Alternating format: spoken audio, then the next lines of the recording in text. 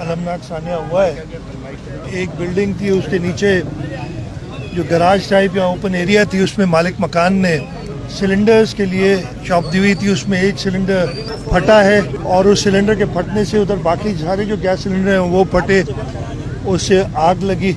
इस वक्त जो इत्तलात हैं अभी तक हमारे पास 51 लोग इंजर हुए, जिनमें से 2 की डेथ हो गई है।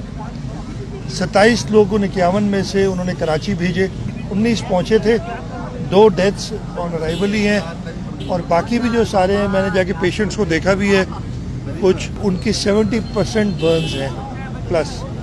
कोई तो डॉक्टर साहिबा बता रही थी कि 100% बर्न्स हैं और 9 ऐसे जो 100% बर्न्स हैं और उनका है ज़िंदगी मौत अल्लाह ताला के हाथ में। डॉक्टर्स अपनी कोशिश करेंगे पूरी, बस अभी सिर्फ ये कोशिश करते हैं कि उनको जितना पेन फ्री कर सकें वो हो। ऐसा वाक़ई नहीं जिसके बारे में ज़्यादा बोला जाए।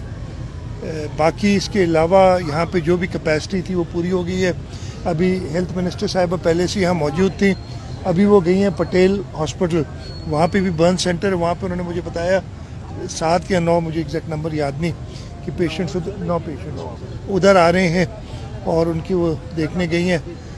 बस इस वक्त डॉक्टर्स तो अपनी कोशिश कर रहे हैं कि सिलेंडर्स, और अनफॉर्चुनेटली हमारे पास वो प्रॉपर तरीक़ाकार नहीं है कि सिलेंडर्स फिल कैसे करें, उसकी क्या जो होना चाहिए और है भी कानून बने हुए, लेकिन गैस ना होने की वजह से।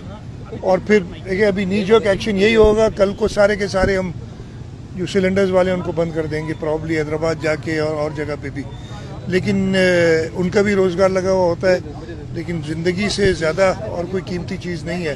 तो मैंने इंतज़ामिया से, अभी मेरी चीफ सेक्रेटरी साहब से भी मुलाकात हुई थी और उन्होंने इंस्ट्रक्शंस दी हैं सिविल डिफेंस वालों को, डिस्ट्रिक्ट एडमिनिस्ट्रेशन को और पुलिस को इमीडिएटली चेक करें।